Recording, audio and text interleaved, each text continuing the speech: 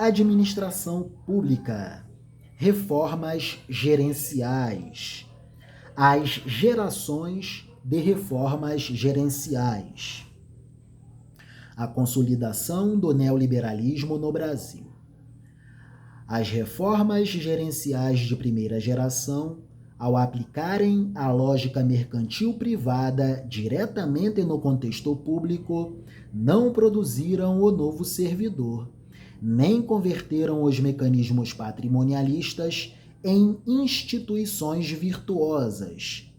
Ao contrário, reforçaram o déficit democrático da administração pública, a fragmentação do aparelho estatal e a privatização do interesse público. Primeira geração de reformas gerenciais em prol do Estado mínimo. Só que no Estado mínimo, a cidadania é afastada. Daí vem as reformas de segunda geração, que tentaram equilibrar o viés ideológico pró-mercado e intensificaram o papel regulatório do Estado keynesiano tradicional. Obviamente que este último formato foi influência determinante nos modelos de planejamento pós-redemocratização.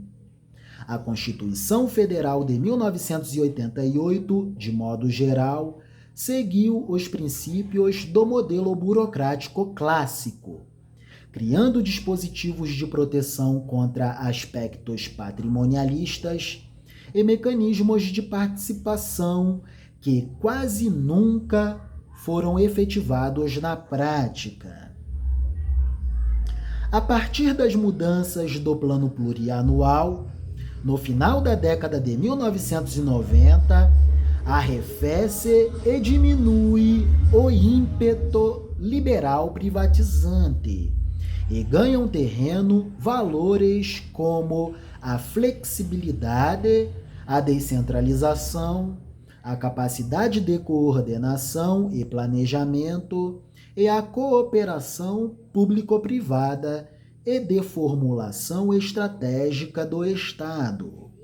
Em tese, o sentido dessa segunda onda de reformas buscou uma orientação para o cidadão, reforçando a ótica da prestação de serviços públicos universais e de qualidade, a transparência da ação governamental com incentivos aos mecanismos de controle e reforço dos organismos de controle, os princípios de responsabilização por resultados na gestão das políticas públicas, maior descentralização de competências e profissionalização do setor público.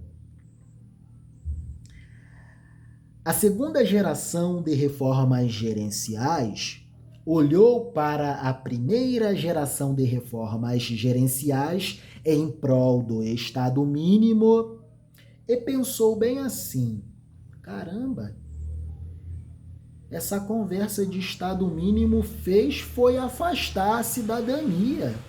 Só que temos uma sociedade para administrar, sociedade de cidadãos.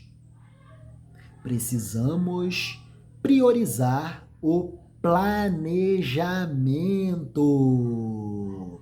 Planejamento de médio e longo prazo. Plano plurianual.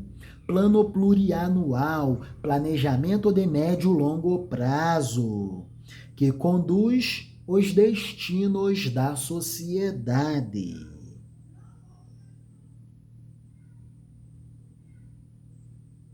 Síntese da Agenda de Reformas dos anos 1990 e seus mecanismos institucionais. Temas e mecanismos das reformas gerenciais dos anos 1990. ajuste e equilíbrio fiscal, controle e redução de gastos públicos, privatização de funções públicas e reforma tributária. Eficiência gerencial, descentralização, criação de organizações baseadas no desempenho, PBO. Capacidade de gestão, capacidade de recursos humanos, criação de estruturas de carreiras e salários, avaliação e monitoramento da gestão. Accountability, maior interface com os usuários dos serviços, qualidade do atendimento, reformas das estruturas judiciais, desenvolvimento de uma cultura burocrático-gerencial voltada para os resultados no atendimento ao cidadão consumidor. 2 gerações de reformas gerenciais. A primeira geração em prol do Estado mínimo e a segunda geração de reformas gerenciais vendo que essa conversa de Estado mínimo não funciona, faz é apagar a cidadania. E há uma sociedade de cidadãos para se administrar. Observação: a posição da primeira geração de reformas gerenciais era claramente rolling back the state, isto é, quanto menos Estado, melhor, em prol do Estado mínimo. Na contramão do modelo keynesiano do pós-guerra, as reformas propunham métricas privadas de desempenho, equilíbrio fiscal, manejo rígido do orçamento público e maior controle privado e social sobre a instância estatal. A segunda geração de reformas relativizou a agenda minimalista, introduzindo elementos novos sobre a melhoria do desempenho da administração e aumento dos processos de democratização da gestão pública.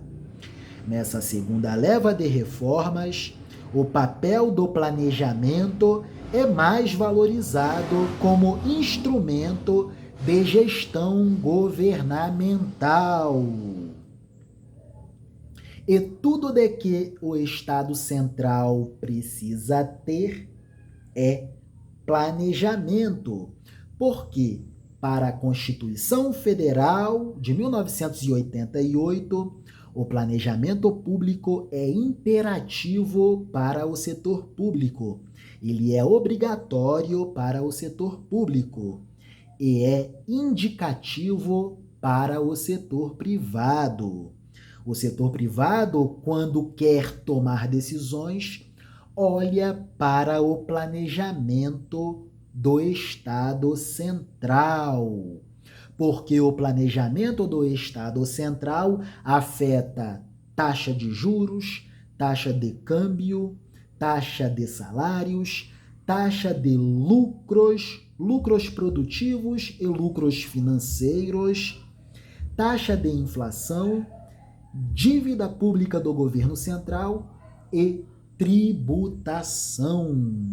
O planejamento do Estado Central afeta essas 7 variáveis macroeconômicas.